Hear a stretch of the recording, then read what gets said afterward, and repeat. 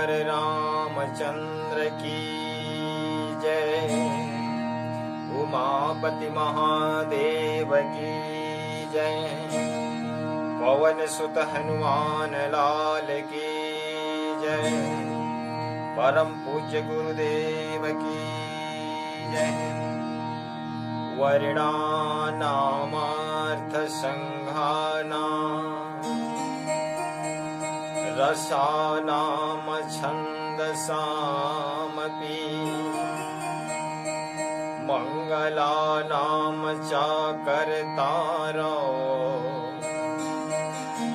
वन्दे वाणी विनायको।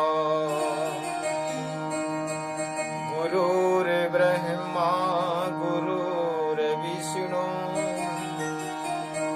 गुरुर्देवो महेश्वरः। गुरुः साक्षात् परब्रह्म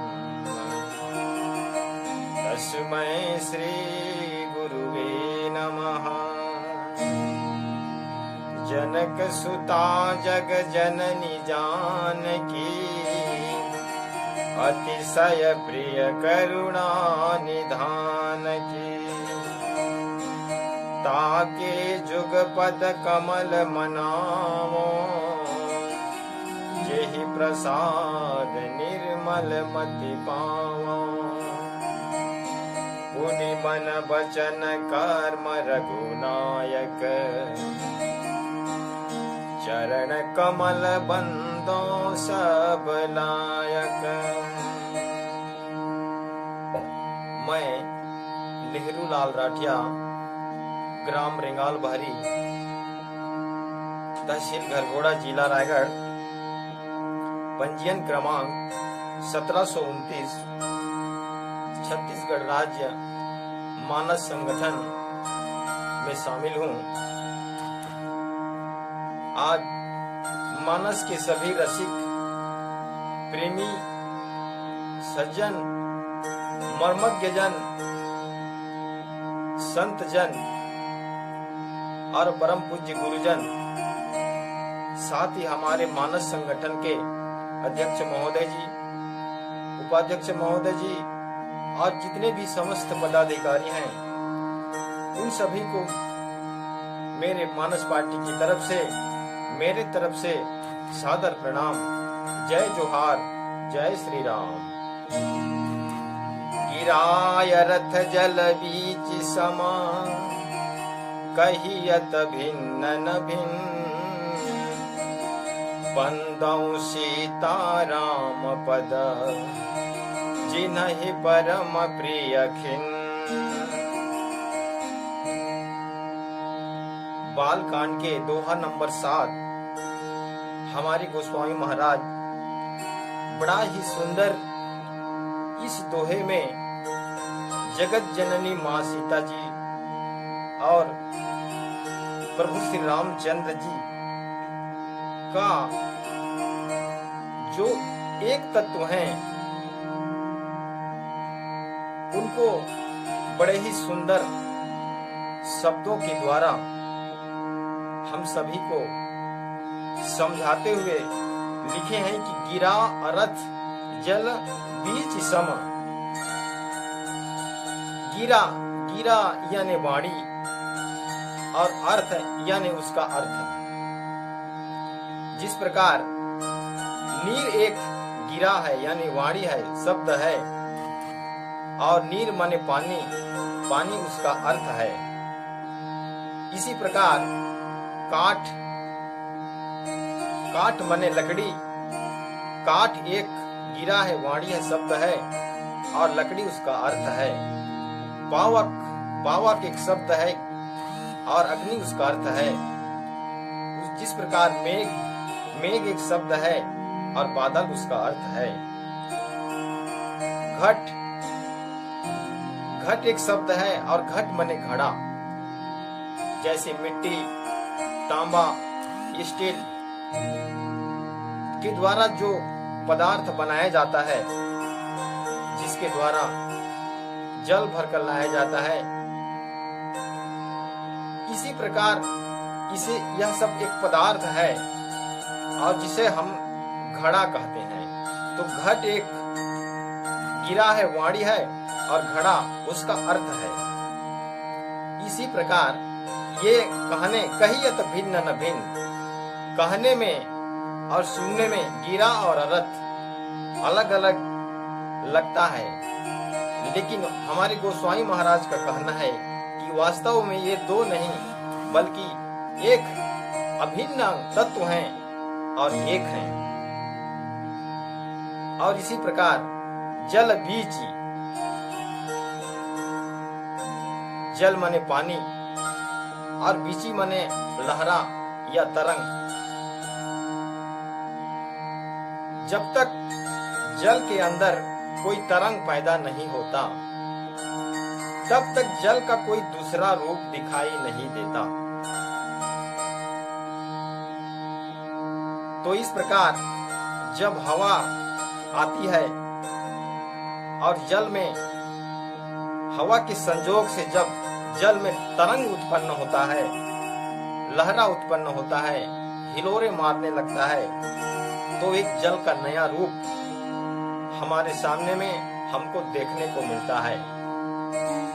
हमारे गोस्वामी महाराज ने बड़ा ही सुंदर भगवान के दो रूप बताए हैं, एक निर्गुण ब्रह्म और एक सगुण ब्रह्म। निर्गुण ब्रह्म जिसका दृष्टांत हमको गिरा और अर्थ के रूप में दिया है, जिस प्रकार वाणी और उसके अर्थ केवल सुनना जाता है, महसूस किया जाता है, उसी प्रकार निर्गुण ब्रह्म को केवल महसूस किया जाता है, अनुभव किया जाता है, लेकिन उसको देखा नहीं जा सकता।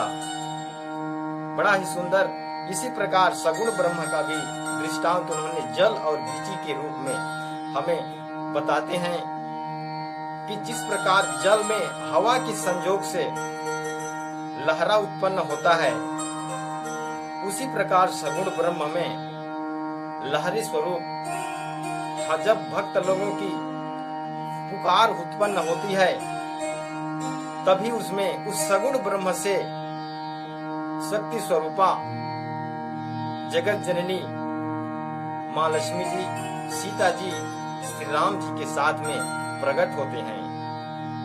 और इस प्रकार निर्गुण और सगुण दोनों को हमारे गोस्वामी महाराज ने शब्द के द्वारा हमें समझाने की एक प्रयास किए हैं,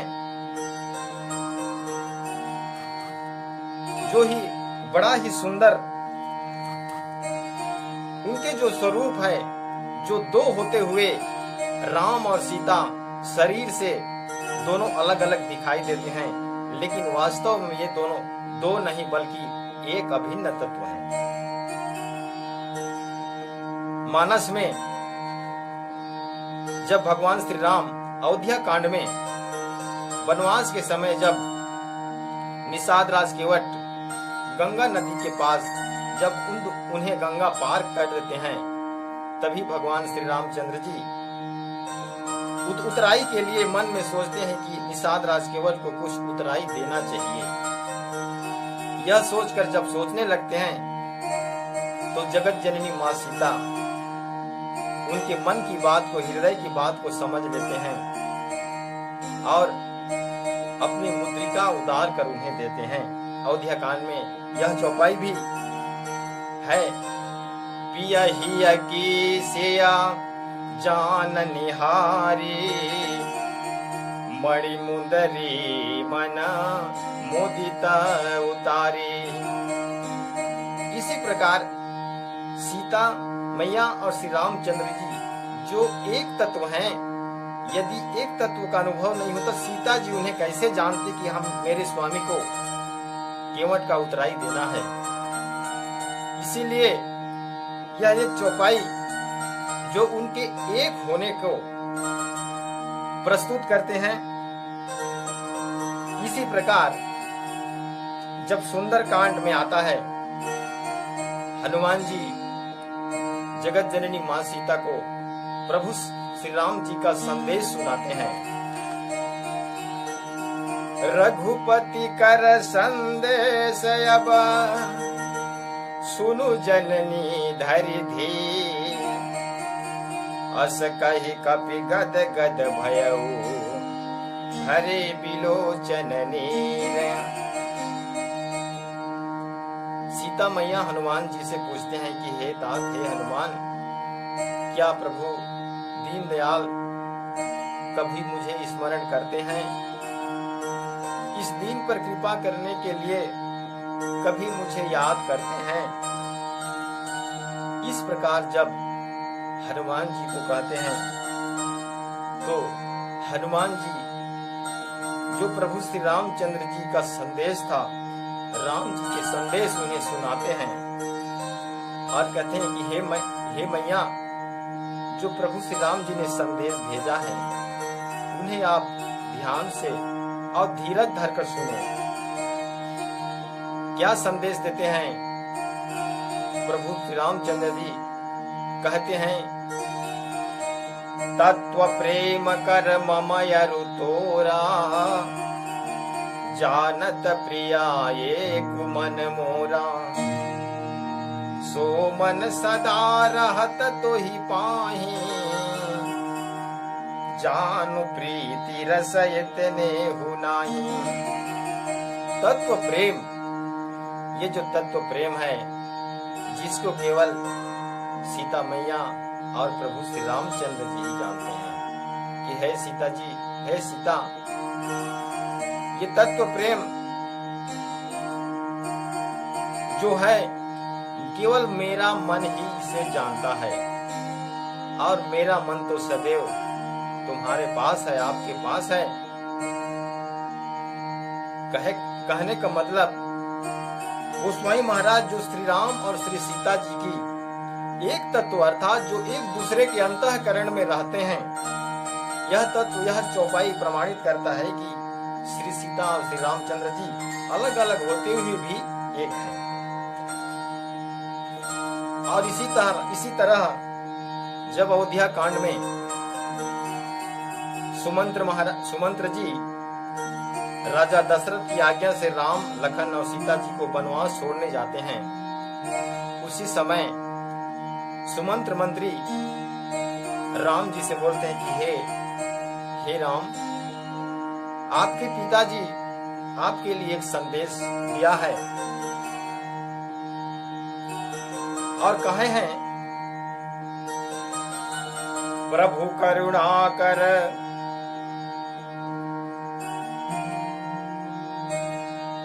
कि हो सके राम यदि वापस ना भी आए तो सीता जी को जरूर वापस लेके आना, नहीं तो मेरा प्राण अवश्य ही निकल जाएंगे। इसीलिए राम यदि ना भी आ सके तो सीता जी को अवश्य ले आना। इस प्रकार महाराज आपके पिता ने आपको संदेश भेजा है। इसे सुनकर श्री रामचंद्र जी सीता जी को समझाते हैं और समझाते हैं तभी सीता जी उन्हें बोलते हैं कि हे स्वामी, हे नाथ, प्रभु करुणामय परम विवेकी, तनु तजी रहती छाह की मिछे की। प्रभा जाई कहाँ भानु बिहाई, कहाँ चंद्रिका चंदु तजी जाई। हे प्रभु, क्या कभी शरीर से इस छाया को रोककर रखा जा सकता है? कभी सूर्य की किरण सूर्य से अलग हो सकती हैं, कभी चंद्रमा की किरणें चंद्रमा से अलग हो सकती हैं, अर्थात नहीं हो सकती। इस प्रकार हे प्रभु, मैं आपसे दूर नहीं रह सकती। इस प्रकार कहने का मतलब कि सीता और श्री रामचंद्र जी दोनों दो रहते हुए भी एक हैं और अभिन्न अंग हैं, जिसे हमारे गोस्वामी महाराज ने इसी दोहा से एक ही दोहा में उनको समझा दिया है। वंदौ सीता राम पद जिन्हि परम प्रिय खिन। और लिखते हैं, बंदौ सीता राम पद जिन्हि परम प्रिय खिन। खिन अर्थात छेड़, कमजोर, दुबला, आर्त। यहाँ पर खिन्न का मतलब धन से कमी या सभी भोग पदार्थ की कमी ऐसा नहीं है। छेड़ का मतलब या दीन का मतलब वही है जो सभी भोग पदार्थ को त्याग कर मात्र शरीर का, परिवार का जिसमें भरण पूरण हो सके उतने में ही रहकर इस संसार में अन्य किसी की सहारा न लेकर और आसरा न करके केवल भगवान का आसरा लेकर जो भगवान के पास आते हैं उन्हें ही दीन कहा जाता है। भगवान की प्रिय तो सभी हैं, लेकिन जो दीनता पूर्वक भगवान की शरण में आते हैं ऐसे भक्त, ऐसे दीन भगवान को बड़े ही प्यारे हैं। ऐसा कहते हुए हमारे गोस्वामी महाराज श्री सीताराम जी की वंदना करते हुए इस दोहा को पूर्ण किए हैं। बोल सियावर रामचंद्र की, उमापति महादेव की, बोले संत समाज की।